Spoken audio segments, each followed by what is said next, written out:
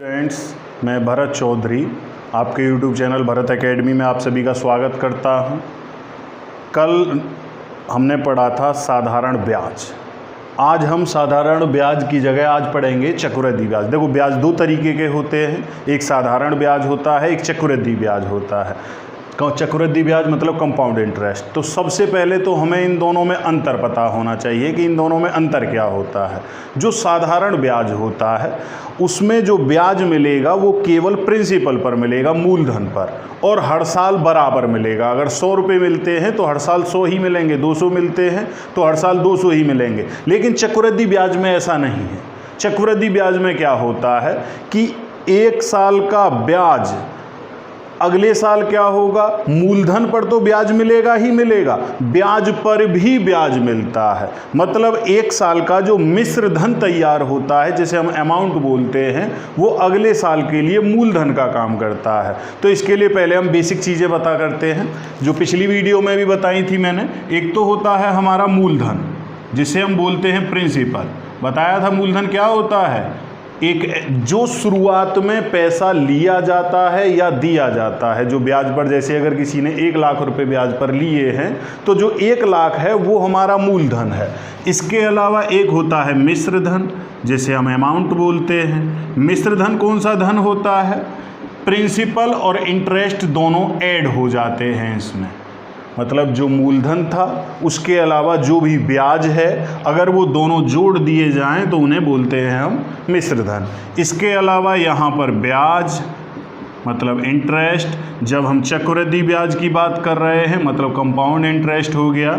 इसके अलावा ब्याज दर मतलब रेट ऑफ इंटरेस्ट, और ये परसेंटेज में होता है जैसे पिछले वाले टॉपिक में था। इसके अलावा आता है आपका समय मतलब वही टाइम। यहाँ पर टाइम को n से डिनोट करते हैं, आप t से भी कर सकते हो, कोई बात नहीं है। तो यहाँ पर ये जो समय है वो वर्षों में चलता है, ईयर में।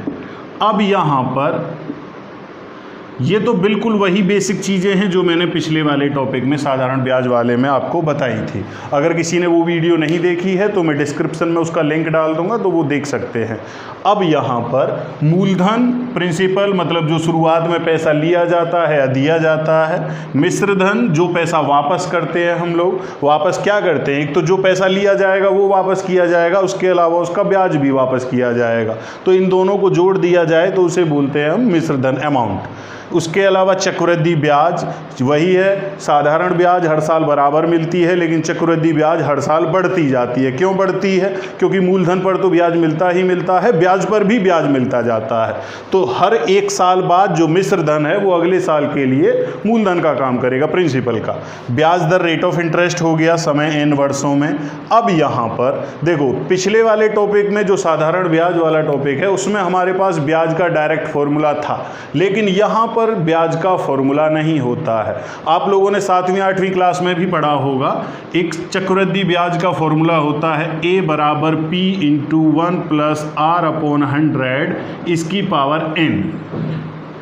यहाँ पर ये ए निकल के आ रहा है, और ए होता क्या है, अमाउंट मतलब कौन सा होता है, मिश्र धन। तो यहाँ पर जो फॉर्मूला है हमारे पास ब्याज का ना होकर हमारे पास फॉर्मूला है किसका, मिश्र धन का। मिश्र धन बराबर मूलधन इंटू 1 प्लस r है रेट ऑफ इंटरेस्ट अपॉन 100, और n हो गया आपका टाइम हो गया है। अब यहाँ पर कभी भी देखो, अगर हमें ब्याज निकालनी है, चक्रवृद्धि ब्याज निकालनी है, अमाउंट में कौन कौन सी चीज़ें जुड़ी होती हैं, प्रिंसिपल भी होता है और इंटरेस्ट भी होता है। मतलब मूलधन और ब्याज दोनों जुड़कर मिश्र धन बनता है। अगर हमें केवल ब्याज निकालना है तो किसे माइनस करना पड़ेगा, मूलधन को। मतलब कभी भी कंपाउंड इंटरेस्ट अगर आप निकालोगे तो प्रिंसिपल में से, अमाउंट में से प्रिंसिपल को माइनस करोगे तब जाकर आएगा। तो यहाँ पर एक स्टेप बढ़ जाता है कि डायरेक्ट हमें ब्याज नहीं निकालनी है, यहाँ पर सबसे पहले हमें मिश्र धन निकालना है, और मिश्र धन में से जब आप मूलधन को माइनस कर दोगे तो ब्याज निकल आएगी। ये जो फॉर्मूला है ये अप्लाई होगा जब ब्याज वार्षिक देय हो, अगर एनुअली पे करते हैं, वार्षिक देय। कभी कभी क्या होगा ऐसे क्वेश्चनों में, वो कहेगा ब्याज हर साल नहीं देनी है, साल के अंत में नहीं देनी है। वो बोलेगा यहाँ पर कि जो ब्याज है वो छमाही देय हो। छमाही मतलब हाफ ईयरली।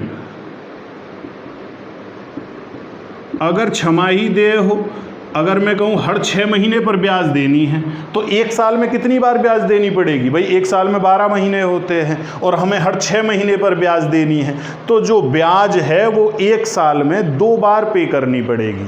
अब जब ब्याज अगर 2 बार पे करनी है एक साल में, अगर मैं कहूँ ब्याज दर जो है वो 10% वार्षिक है, मतलब पूरे साल की ब्याज है 10%, तो 6 महीने में कितनी देनी होगी? 10% तो देनी नहीं होगी, फिर कितनी देनी पड़ेगी? केवल 5%।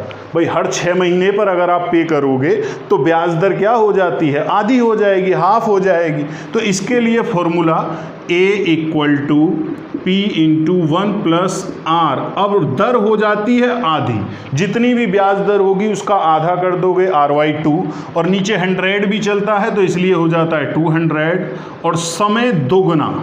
ये समय दुगना कैसे होता है?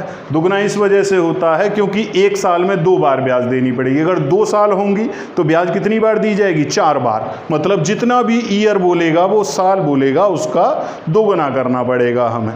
देखो इस टाइप के फॉर्मूले खुद बना सकते हो। कैसे बना सकते हो? जैसे अगर मैं कहूँ कि हर 3 महीने पर ब्याज देनी है, अगर हर 3 महीने पर ब्याज देनी है तो साल में कितनी बार ब्याज देनी पड़ेगी? आपको 4 बार ब्याज देनी पड़ेगी। अब यहाँ पर अगर यही बोल देता कि तिमाही देय हो, मतलब हर 3 महीने पर देनी है, तो सिंपल सा फॉर्मूला A = P × 1 + R/400। भाई चौथाई हो जाएगी। जब एक साल में 4 बार ब्याज देनी है तो चौथाई, और समय हो जाता है हमारा 4 गुना, उतने की ही मल्टीप्लाई ऊपर कर देनी है। तो इस टाइप के फॉर्मूले खुद बना सकते हो ज़रूरत के हिसाब से। जैसे अगर यही बोल देता कि हर 2 महीने पर ब्याज देनी है, अगर हर 2 महीने पर ब्याज देनी है तो एक साल में कितनी बार ब्याज देनी पड़ेगी? 6 बार। तो नीचे 600 हो जाता और ऊपर 6n हो जाता। तो खुद कर सकते हो। तो ये तो बिल्कुल बेसिक है अभी तक। देखो ये वीडियो पूरी देखना आप लोग, इसमें कुछ ट्रिक मैं ऐसी बताऊंगा जो आपको किसी भी बुक में नहीं मिलेंगी, तो इसलिए ये पूरी वीडियो देखनी। वो टाइपों पे जब क्वेश्चनों के टाइप कराऊंगा तो उनमें बीच में बताऊंगा मैं आप लोगों को। अब पहले इन्हीं पर बेसिक से जो रूल बताए हैं इन पर क्वेश्चन कर लेते हैं 1-2।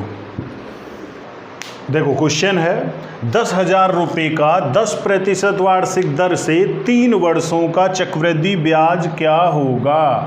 अब यहाँ पर हमारे पास फॉर्मूला होता है A = P × 1 + R/100 और इसकी पावर n। यही तो बताया था मैंने, सिंपल सा फॉर्मूला। तो पहले बिल्कुल बेसिक तरीके से ही सिखा देता हूँ आप लोगों को।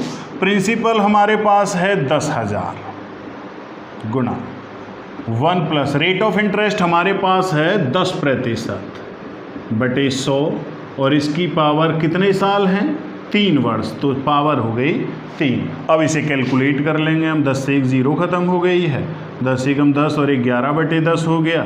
10,000 गुणा 11/10 गुणा 11/10 गुणा 11/10। भाई जितनी पावर होगी उतनी बार मल्टीप्लाई करोगे। अगर पावर 2 होती तो 2 बार करते, 3 पावर है तो इसलिए 3 बार मल्टीप्लाई करेंगे। अब यहाँ पर इन 3 जीरो से इसकी 3 जीरो ख़त्म हो गई। 11 गुणा 11 गुणा 11, 11 का क्यूब होता है 1331, और यहाँ 10 और है तो 13,310। ये क्या निकल के आता है? अमाउंट। अब यहाँ पर अमाउंट है हमारे पास 13,310। उसने अमाउंट नहीं पूछा, उसने ब्याज पूछा है, और मैंने बताया था ब्याज के लिए जो अमाउंट होगा उसमें से प्रिंसिपल को माइनस करोगे। प्रिंसिपल कितना था हमारे पास? 10,000। अब 13,310 में से अगर 10,000 माइनस करते हो तो ये बचेगा 3,310। ये हमारा आंसर हो गया है। अगर वो केवल मिश्र धन पूछता तो हमारा आंसर वही रहता 13,310। तो यहाँ पर अभी तक बिल्कुल बेसिक चल रहा है, अभी तक कुछ भी अलग नहीं बताया है। इसके अलावा इन्हें हम दूसरे तरीके से भी कर सकते हैं क्वेश्चनों को। जो प्रिंसिपल होता है, प्रिंसिपल हमारे पास था 10,000, यही था। ब्याज दर कितनी है? 10%। मूलधन कितने प्रतिशत होता है? 100% पहले से ही होता है। 10% बढ़ गया तो इसका 110%। जितने साल होंगी उतनी बार मल्टीप्लाई करोगे। 110/100, 110/100। 100 से 2 जीरो ख़त्म, 100 से ये भी 2 जीरो ख़त्म, 100 से ये 2 जीरो ख़त्म हो गई। 11 का क्यूब होता है 1331 और एक जीरो इधर बची हुई है तो 13,310 ये अमाउंट हो गया। हमसे ब्याज पूछा था तो इसमें से 13,310 में से 10,000 रुपये माइनस कर देने हैं तो ब्याज आ गया 3,310। तो यहाँ से भी कर सकते हो सिंपल सा, तो जो तरीका बढ़िया लगे। यहाँ पर क्या करना है, 100 में हर बार रेट ऑफ इंटरेस्ट ऐड कर देना है। अगर वो यहाँ पर ब्याज दर बोलता 5% तो हम 105/100 105/100 जितने साल होंगी उतनी ही बार मल्टीप्लाई करेंगे। अगर 20% ब्याज दर होती तो 120/100 120/100 उससे कर सकते थे। तो इसलिए मैंने दोनों तरीके आपको बता दिए हैं, चाहो तो इससे कर लो चाहे इससे कर लो, जो भी करना चाहो। इसमें क्या है, फॉर्मूला याद रखना पड़ेगा, उसमें फॉर्मूला याद नहीं रखना है। क्या याद रखना, 100 में जो भी रेट ऑफ इंटरेस्ट होगा वो ऐड करके अपॉन 100 कर देना है और जितने ईयर होंगे उतनी बार मल्टीप्लाई करोगे। तो एक ये हो गया। अब इसमें क्या है, देखो चक्रवृद्धि ब्याज में कैलकुलेशन का थोड़ा ज़्यादा ध्यान रखना पड़ता है क्योंकि कैलकुलेशन में गलती के चांसेस ज़्यादा होते हैं। क्यों? क्योंकि यहाँ पर जो समय है वो पावर में चलता है और पावर में जब चलेगा तो कैलकुलेशन बढ़ जाएगी। एक और क्वेश्चन कर लेते हैं इस टाइप का। अब यहाँ पर क्वेश्चन है 3375 रुपये का 6 सही 2/3% वार्षिक दर से 3 वर्षों का मिश्र धन मतलब अमाउंट तथा कंपाउंड इंटरेस्ट चक्रवृद्धि ब्याज ज्ञात करो। दोनों चीज़ें पूछी हैं तो अमाउंट का वही फॉर्मूला है भाई। अमाउंट के लिए प्रिंसिपल 3375 था into 1 plus rate of interest है 6 सही 2/3, इसे 6 × 18 और 2 20/3% हम लिख सकते हैं। तो 20/3 और नीचे 100 चलता है और समय 3 वर्ष है। अब इसे कैलकुलेट कर लेना है। 20 से 5 बार कट गया, 5 × 3 15 होते हैं, 15 एकम 15 और 1 16/15। 3375 गुना 16 गुना 16 गुना 16 नीचे आएगा 15 गुना 15 गुना 15। अब 15 का क्यूब होता है 3375 और 16 का क्यूब होता है 4096। ये क्या निकल के आया है आपका अमाउंट। देखो कैलकुलेशन अगर आपकी स्पीड अच्छी है तो ही आप इतनी जल्दी से सॉल्व कर सकते हो, नहीं 15 से काटते रहो तो बहुत ज़्यादा समय लग जाएगा। ये अमाउंट हो गया। अब अमाउंट के साथ साथ उसने कंपाउंड इंटरेस्ट भी पूछा है। उसके लिए मैंने क्या बताया था, अमाउंट में से प्रिंसिपल को माइनस कर देना है। तो ये हो गया आपका 721। 4096 में से 3375 माइनस कर लेना। अब इतना तो कैलकुलेट आप लोगों को खुद करना पड़ेगा। तो हमारा दूसरा आंसर आ गया 721 और पहला जो मिश्र धन पूछा था वो था 4096। ऐसे ही यहाँ पर अगर वो बोलता है छमाही देय हो तिमाही देय हो तो मैंने क्या बदलाव बताया था, केवल कि यहाँ पर जो दर है छमाही होगी तो आधी हो जाएगी, समय दोगुना हो जाएगा। चलो एक क्वेश्चन उस पर भी कर लेते हैं। अब यहाँ पर क्वेश्चन है 16,000 रुपये का 10% वार्षिक दर से 1 वर्ष का चक्रवृद्धि ब्याज ज्ञात करो जबकि ब्याज छमाही देय हो। छमाही का मतलब है हाफ ईयरली। अब जब हाफ ईयरली वाला क्वेश्चन होगा तो इसके लिए मैंने फॉर्मूला बताया था A = P × 1 + R/200 और समय हो जाएगा दोगुना मतलब 2n। भाई दर आधी हो जाती है और समय दुगना हो जाता है। तो अगर फॉर्मूले में वैल्यू पुट करते हैं, प्रिंसिपल है हमारे पास 16,000 into 1 plus rate of interest है हमारे पास 10%/200 और समय दुगुना मतलब 1 साल है तो ऊपर कितना लिखोगे आप 2। भाई 1 का दुगुना क्या हो जाता है 2 हो जाएगा। अब इसे कैलकुलेट कर लेना है। 10 से 0 ख़त्म हो गई, 20 एकम 20 और 1 21/20 हो गया।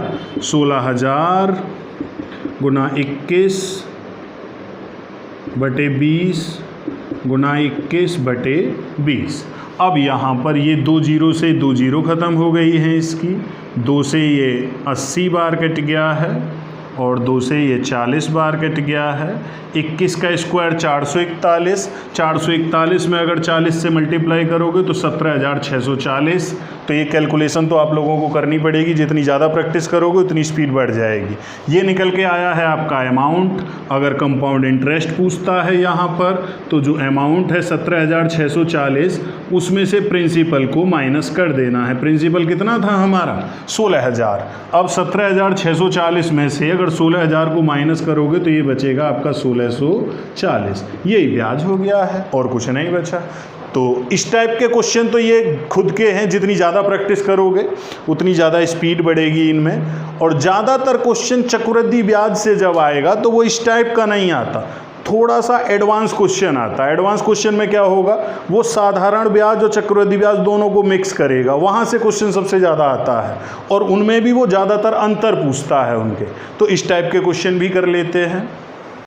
देखो यहाँ पर क्वेश्चन है 1250 रुपये का 4% वार्षिक दर से 2 वर्षों का साधारण ब्याज व चक्रवृद्धि ब्याज का अंतर ज्ञात करो। मतलब ना तो साधारण ब्याज पूछा है ना चक्रवृद्धि ब्याज पूछा है, उसने दोनों का डिफरेंस पूछा है। तो दो तरीके हैं। एक तो बेसिक वाला तरीका ये है, भाई हमारे पास प्रिंसिपल भी है, रेट ऑफ इंटरेस्ट भी है, टाइम भी है।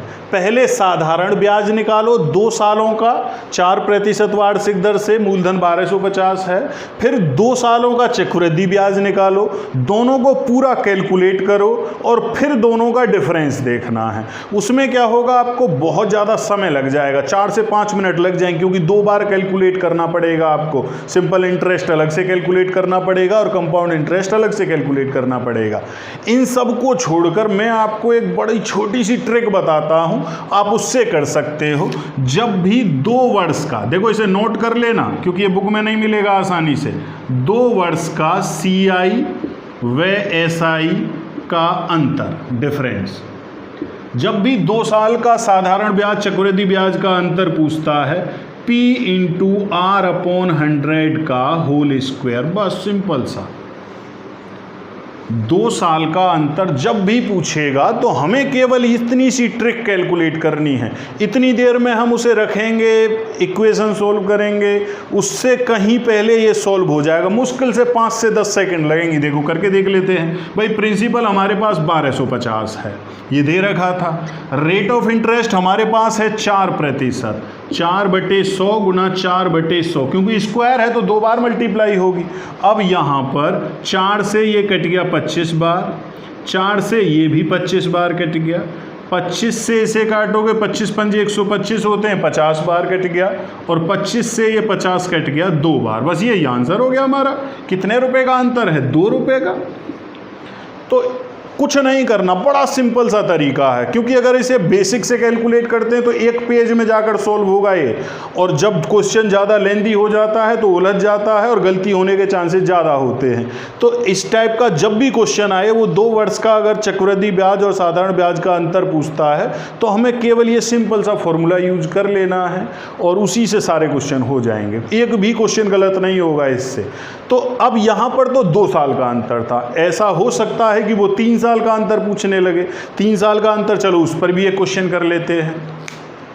अब यहाँ पर क्वेश्चन है 5,000 रुपये का 10% वार्षिक दर से 3 वर्षों का चक्रवृद्धि ब्याज व साधारण ब्याज का अंतर ज्ञात करो। अब की बार कितने सालों का अंतर पूछा है? 3 सालों का। रेट ऑफ इंटरेस्ट भी हमारे पास है और प्रिंसिपल भी हमारे पास है। तो एक तो वही तरीका है कि पूरा बेसिक से ही सोल्व करो। भाई 3 साल का साधारण ब्याज निकालो, 3 साल का चक्रवृद्धि ब्याज निकालो, फिर दोनों का अंतर निकालो। उसके अलावा एक मैं बहुत ईजी ट्रिक बता देता हूँ इसके लिए। जब भी 3 वर्ष का अंतर पूछता है तो 3 वर्ष का अगर CI व SI का डिफरेंस अगर वो पूछेगा, तो इसके लिए बड़ा छोटा सा तरीका है, P × R/100 का होल स्क्वायर। देखो इतना तो वही है जो पुराने वाला था, बस इसमें एक चीज़ और ऐड हो जाएगी, 300 + R/100। ये 3 साल के अंतर का हो गया। अब इसमें अगर वैल्यू पुट करके देखते हैं, प्रिंसिपल हमारे पास कितना है? 5,000। रेट ऑफ इंटरेस्ट है 10%, 10/100 × 10/100 इंटू, अब 300 में 10 जोड़ोगे तो 310/100 यहाँ पर। अब इसे कैलकुलेट कर लेना है। भाई ये 2 जीरो से ये 2 जीरो ख़त्म हो गई, इन 2 जीरो से ये 2 जीरो ख़त्म हो गई, इन दो जीरो से एक जीरो ये ख़त्म हो गई, एक जीरो ये ख़त्म हो गई। एक तो 5 बचा, एक 31 बचा। 31 में 5 की मल्टीप्लाई करो कितना हो जाएगा? 155। यही आंसर है आपका। तो बड़ा सिंपल सा है जी सा। इन पर प्रैक्टिस करोगे तो ये ट्रिक अपने आप याद हो जाएंगी, तो उन सारे उलझनों से, झंझट से बच जाओगे जो बहुत ज़्यादा लेंदी प्रोसेस होता है। अब यहाँ पर इस टाइप, इसके अलावा क्वेश्चन आते हैं, वो साधारण ब्याज भी देता है और चक्रवृद्धि ब्याज भी देता है, और वो ब्याज दर पूछेगा या प्रिंसिपल पूछेगा, तो इस टाइप के क्वेश्चन भी कर लेते हैं। अब यहाँ पर क्वेश्चन है, किसी धन का एक निश्चित ब्याज दर से 2 वर्ष का साधारण ब्याज 800 रुपये, मतलब जो सिंपल इंटरेस्ट है वो है आपका 800, तथा चक्रवृद्धि ब्याज कंपाउंड इंटरेस्ट वो है 840 रुपये, और उसने कहा ब्याज दर ज्ञात करो। हमें सिंपल इंटरेस्ट मालूम है और कंपाउंड इंटरेस्ट भी मालूम है, और ब्याज दर पूछी है, कंपाउंड इंटरेस्ट है आपका 840। देखो मैंने बताया था साधारण ब्याज हर साल बराबर मिलता है। अब 2 साल का है भाई, टाइम दे रखा था 2 वर्ष। अब 2 साल का ब्याज जब 800 रुपये है तो दोनों साल कितने कितने रुपये मिले होंगे? यहाँ भी 400 रुपये और यहाँ भी 400 रुपये। तो 1 साल का ब्याज 400 हो गया, साधारण ब्याज अगले साल भी 400 ही मिलेगा। अब अगर हम चक्रवृद्धि ब्याज पर आते हैं तो जो पहले साल ब्याज मिलता है वो तो मूलधन पर ही मिलता है, प्रिंसिपल पर, मतलब पहले साल तो यहाँ भी 400 ही मिले होंगे, लेकिन अगले साल 400 नहीं मिले हैं, अगले साल ये 40 रुपये एक्स्ट्रा मिले हैं। कितने रुपए मिले हैं? 440। कितने रुपए बढ़कर मिले हैं? 40 रुपये। तो ये 40 रुपये बढ़कर क्यों मिले होंगे? जो दूसरे साल ब्याज मिला होगा, मैंने बताया था कि जो चक्रवृद्धि ब्याज है उसमें 1 साल बाद ब्याज पर भी ब्याज मिलता है, तो ये जो 40 रुपये बढ़कर मिले हैं वो ब्याज पर ब्याज मिला होगा, और ब्याज था कितना? 400 रुपये।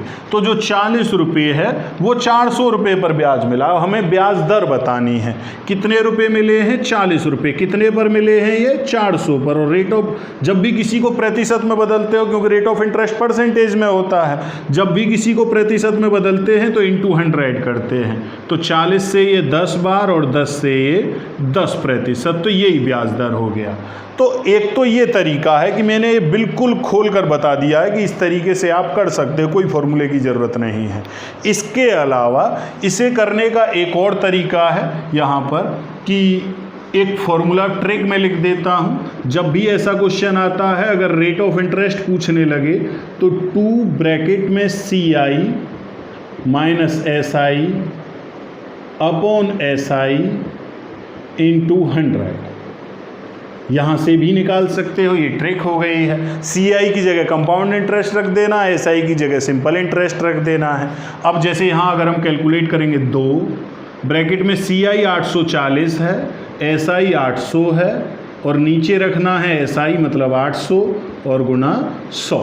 अब यहाँ पर अगर इसे कैलकुलेट करते हैं, 100 से ये 2 जीरो ख़त्म हो गई हैं, 2 से ये 4 बार कट गया। 840 में से अगर आप 800 को माइनस करोगे तो ऊपर बचेगा 40, नीचे 4 बचा हुआ है, तो आंसर कितना आ गया? 10। तो यहाँ से भी आंसर आ जाएगा। अब देखो, ये हो गया आपका बिल्कुल बेसिक कॉन्सेप्ट, ये आपकी ट्रिक हो गई है। इसके अलावा मैं आपको एक लॉजिक और बता देता हूं, जो भी आपको अच्छा लगे उससे क्वेश्चनों को सॉल्व कर लेना, आंसर एक बार भी गलत नहीं होगा। देखो, सबसे पहले क्या करना है, सबसे ऊपर हमें रखना है साधारण ब्याज का आधा। अब साधारण ब्याज थी कितनी? नहीं, देखो जब भी ऐसा क्वेश्चन हो, 2 तरीके बता दिए। यहाँ पर यहाँ क्या करना था, यहाँ साधारण ब्याज दोनों बराबर मिलते हैं। चक्रवृद्धि ब्याज में क्या करना है, जितना भी एक्स्ट्रा हो जाएगा वो ऊपर रखोगे, नीचे रखोगे यहाँ पर जो पिछले साल का ब्याज है और इंटू 100 कर देते हैं, कैलकुलेट कर लेते हैं। जो लॉजिक वाला तरीका है आपका, जो सबसे आसान है, उसके लिए मैं बताता हूँ। सबसे ऊपर रखना है, देखो साधारण ब्याज 800 था, चक्रवृद्धि ब्याज 840 था। कितने रुपए बढ़कर मिले? दोनों में डिफरेंस कितने का है? 40 का है, तो वो ऊपर रखना है दोनों का डिफरेंस, 40 हो गया। नीचे रखना है साधारण ब्याज का आधा। साधारण ब्याज था कितना? 800 रुपये। 800 का आधा कितना होता है? 400। और गुना 100। सिंपल, बस इतना ही करना। 40 से ये 10 बार कट गया, 10 से ये 10 बार, तो 10% आ गई ब्याज दर। देखो क्या करना है, दोबारा बता देता हूँ मैं। ऊपर रखना है दोनों का डिफरेंस, दोनों का डिफरेंस 800 और 840 में अंतर है 40 का। नीचे रखना है साधारण ब्याज का आधा, साधारण ब्याज 800 था, 800 का आधा हो गया 400 और गुना 100, यहीं से हमारी आ जाएगी ब्याज दर। तो इतना झंझट पालने की ज़रूरत नहीं पड़ेगी, ना ही हमें कोई ट्रिक याद रखने की ज़रूरत पड़ेगी। तो एक और क्वेश्चन करा देता हूँ मैं इस टाइप पर। देखो यहाँ पर क्वेश्चन है, किसी धन का एक निश्चित ब्याज दर से 2 वर्ष का साधारण ब्याज 600 रुपये तथा चक्रवृद्धि ब्याज 624 रुपये है। ब्याज दर तथा मूलधन ज्ञात करो। मतलब दोनों चीज़ें बतानी है, रेट ऑफ इंटरेस्ट भी बताना है और प्रिंसिपल भी बताना है। तो इसमें ये ऐड कर दिया नई चीज़, क्योंकि हो सकता है कि कई बार ऐसे क्वेश्चन आ जाते हैं कि वो रेट ऑफ इंटरेस्ट के साथ साथ प्रिंसिपल ही पूछ लेगा या यहाँ पर केवल प्रिंसिपल ही पूछ लेगा, तो वो भी तरीका मैं आपको इसी में बता दूंगा। देखो सबसे पहले रेट ऑफ इंटरेस्ट का जो हमने अभी पढ़ा था, रेट ऑफ इंटरेस्ट का मैंने तरीका बताया। ऊपर लिखना है दोनों का डिफरेंस, 600 और 624 में कितने का अंतर है, 24 का, वो ऊपर रखना है। नीचे रखना है साधारण ब्याज का आधा, साधारण ब्याज 600 थी तो आधा कितना हो जाएगा, 300 और इंटू 100। अब इसे कैलकुलेट कर लेंगे, 100 से 2 जीरो खत्म हो गई, 3 से 8 बार, तो ब्याज दर हमारी कितनी आ गई है, 8%। तो सिंपल सा है, मुश्किल से 4 से 5 सेकंड लगेंगी आपको कैलकुलेशन करनी है केवल, और कुछ नहीं है। अब यहीं पर अगर वो पूछने लगे प्रिंसिपल तो क्या करना है। देखो अगर ऐसा कोई क्वेश्चन आता है और आपसे यहाँ पर प्रिंसिपल पूछता है, तो प्रिंसिपल के लिए देखो जो ब्याज मिलती है, ब्याज तो हर साल मिलती है, वार्षिक मिलती है। ये तो 2 साल का ब्याज है जो 600 रुपये है। तो जब 2 साल का ब्याज 600 है तो 1 साल का ब्याज कितना रहा होगा, 300। जो 1 साल का ब्याज 300 है वो किस दर से मिल रहा है, 8% से। तो नीचे रखोगे 8 और प्रिंसिपल 100% होता है, बस इसे कैलकुलेट कर लेना है। नीचे ऊपर रखना है 1 साल का ब्याज, नीचे रखना है रेट ऑफ इंटरेस्ट और इनटू 100। अब इसे कैलकुलेट करके देख लो भाई, 4 से ये 2 बार कट गया, 4 से ये 75 बार कट गया है, 2 से ये 50 बार कट गया और 50 में 75 की मल्टीप्लाई करोगे तो आपका आंसर आ जाएगा 3750। तो ये प्रिंसिपल आ गया। तो दोनों कर सकते हो, वैसे तो ज़्यादातर रेट ऑफ इंटरेस्ट ही पूछेगा ऐसे क्वेश्चनों में, लेकिन हो सकता है रेट ऑफ इंटरेस्ट की जगह वो पूछ ले यहाँ पर प्रिंसिपल। तो प्रिंसिपल के लिए क्या करना है, 1 साल का ब्याज, मतलब यहाँ 2 साल का साधारण ब्याज दे रखा तो 1 साल का लेना, साधारण ब्याज ही ध्यान रखना, 1 साल का ब्याज बटे ब्याज दर और गुना 100, यहाँ पर आ जाएगा आपका प्रिंसिपल। अब इन्हीं में कई बार क्या होगा कि वो क्वेश्चन देगा 2 साल का साधारण ब्याज देकर चक्रवृद्धि ब्याज पूछ लेगा या 2 साल का चक्रवृद्धि ब्याज देकर साधारण ब्याज पूछ लेगा। तो उसके लिए भी मैं आपको ट्रिक बता देता हूँ, एक क्वेश्चन उस पर भी करा देते हैं। अब यहाँ पर क्वेश्चन है, किसी धन का 10% वार्षिक दर से 2 वर्ष का चक्रवृद्धि ब्याज 420 रुपये है। समान ब्याज दर पर इतने ही समय का साधारण ब्याज कितना होगा। ज़्यादातर ऐसा क्वेश्चन आता है कि वो चक्रवृद्धि ब्याज देगा 2 साल की आपको और साधारण ब्याज पूछेगा। अब यहाँ पर देखो मैं इसके लिए एक डायरेक्ट ट्रिक बता देता हूँ आप लोगों को। जब भी साधारण ब्याज बतानी हो, चक्रवृद्धि ब्याज उसने दे रखी हो, तो CI into 200 upon 200 plus rate of interest. इस ट्रिक से आप सारे क्वेश्चन कर पाओगे। जब भी ऐसा क्वेश्चन आ जाता है कि अगर उसने चक्रवृद्धि ब्याज दे रखा हो और साधारण ब्याज पूछा हो। देखो CI कितना है हमारा 420, तो CI की जगह हमने रख दिया 420 इंटू 200 अपॉन 200 प्लस R, मतलब 200 में ब्याज दर जोड़ देनी है। ब्याज दर कितनी है 10%, तो 200 में 10 जोड़ोगे तो ये हो गया आपका 210। 210 से ये 2 बार कट गया और 2 गुना 200 कितने होते हैं 400। बस यही हो गया आपका साधारण ब्याज। तो कोई भी इक्वेशन नहीं बनानी, सिंपल सा है। चक्रवृद्धि ब्याज गुणा 200 बटे 200 प्लस आर। अब यहीं पर अगर वो यहाँ तो उसने चक्रवृद्धि ब्याज दे रखा था और साधारण ब्याज पूछ लिया है। ऐसा हो सकता है कि वो साधारण ब्याज दे और चक्रवृद्धि ब्याज पूछ ले। इसके चांसेस बहुत कम होते हैं, क्योंकि वो साधारण ब्याज से चक्रवृद्धि ब्याज जब निकालोगे तो बड़ा इजी तरीका होता है, बेसिक से भी कर सकते हैं, लेकिन इससे अगर बेसिक से करोगे तो ज़्यादा टाइम लगता है। लेकिन उसके लिए भी मैं आपकी ट्रिक इसी में लिख देता हूँ। अगर कोई ऐसा क्वेश्चन आ जाए तो आप लोग क्या करोगे? देखो क्या होना, कुछ बदलाव नहीं होना, ये क्रॉस में ऊपर चला जाएगा और 200 क्रॉस में नीचे आ जाएगा। तो CI के लिए जो फॉर्मूला बनेगा, जो ट्रिक बनेगी हमारी, वो बनेगी SI into 200 plus R upon 200। देखो 200 क्रॉस में नीचे पहुंच गया और 200 प्लस R क्रॉस में ऊपर पहुंच गया। बस इतना बदलाव होना है कि जैसे यहाँ पर हमने ये 210 नीचे लिखा था, 200 ऊपर, तो 200 नीचे आ जाता और 210 ऊपर पहुंच जाता। केवल इतना बदलाव हुआ है इसमें। तो एक इस टाइप के, चलो नया टाइप कराते हैं, नेक्स्ट टाइप। अब यहाँ पर क्वेश्चन है, किसी धन का 5% वार्षिक ब्याज दर से प्रथम वर्ष का, मतलब पहले साल, फर्स्ट ईयर, प्रथम वर्ष का चक्रवृद्धि ब्याज 200 रुपये है, तो दूसरे वर्ष का ब्याज क्या होगा? देखो अब पहले साल का हमें मालूम है, जो फर्स्ट ईयर में हमें पहले साल 200 रुपये ब्याज मिला है। पहले साल का ब्याज 200 है। अगले साल जो दूसरी साल की बात आएगी तो ये 200 रुपये ब्याज तो जाएगा ही जाएगा, क्योंकि ये तो प्रिंसिपल पर मिला था। इसके अलावा अगले साल क्या होगा? ब्याज पर भी ब्याज लगेगा, मतलब 200 रुपये तो जाएंगे ही जाएंगे, उसके अलावा 200 का 5% और जाएगा, क्योंकि ब्याज दर कितने प्रतिशत था? 5% था। तो यहाँ 100 से ये 2 जीरो खत्म होंगी, 2 पंजे 10 रुपये और जाएंगे, मतलब कितने रुपये जाएंगे? 210। ये आंसर हो गया आपका। अब एक तो ये तरीका है आपका, भाई पहले साल का जो ब्याज है वो तो अगले साल मिलना ही मिलना है, उसके अलावा ब्याज पर भी ब्याज मिलता है, तो जितने प्रतिशत बोलेगा उतने कर देना केवल। और परसेंटेज जब भी हटाते हो तो अपॉन में 100 आता है। अगर 5% है 5/100, 8% होता 8/100, जो भी आ जाएगा। इसके अलावा इसे एक तरीके से और कर सकते हैं। हमें मालूम है पहले साल का ब्याज जो है वो कितना था? 200 रुपये। अगले साल जो ब्याज जाएगा वो ये तो जाना ही जाना है, इसके अलावा इसका 5% और जाएगा, मतलब इसका 105%।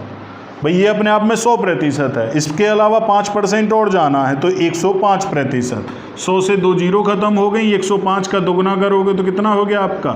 210। तो ये हो गया। चाहे आप ऐसे कर लो चाहे ऐसे कर लो, भाई जितने % ब्याज होगा उसे ब्याज निकाल कर वो उसमें पुराने वाले ब्याज में ऐड कर देना है, केवल इतना बढ़कर जाएगा। पहले साल ब्याज अगर 200 है तो अगले साल ब्याज 200 नहीं होगा, 200 की जगह हो जाएगा 210, क्योंकि चक्रवृद्धि ब्याज में ब्याज पर भी ब्याज मिलता है। इसके अलावा इसमें एक लास्ट तरीका और बचता है, गुने वाला। चलो वो भी करा देते हैं आप लोगों का।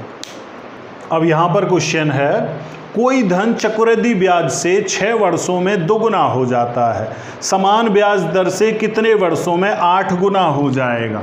एक साइड में हम लिखेंगे समय और एक साइड में लिखेंगे गुना, टाइम्स। देखो 6 वर्षों में कितने गुना हो रहा था? 2 गुना। अब वो कह रहा है समान ब्याज दर से कितने वर्षों में, मतलब टाइम पूछा है, 8 गुना हो जाएगा।